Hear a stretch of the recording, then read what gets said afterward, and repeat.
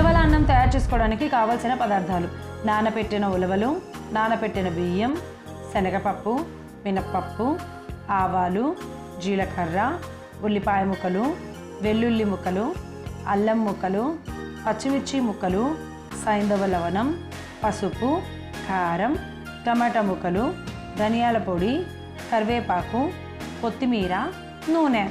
ఉలవల అన్నం తయారు చేసుకునే విధానం: ముందుగా స్టవ్ వెలిగించి ప్యాన్ పెట్టుకుని 5 చెంచాల నూనె వేసి, నూనె వేడయ్యాక 1 చెంచా ఆవాలు, 1 చెంచా జీలకర్ర, 1 చెంచా మినప్పప్పు, 1 చెంచా శనగపప్పు వేసి వేగించుకోవాలి. తరువాత పచ్చిమిర్చి ముక్కలు, అల్లం ముక్కలు, వెల్లుల్లి ముక్కలు, కరివేపాకు, పావు చెంచా పసుపు, 1 కప్పు ఉల్లిపాయ ముక్కలు, 1 కప్పు టమాటా ముక్కలు వేసి కలిపి కాసేపు మగ్గనివ్వాలి.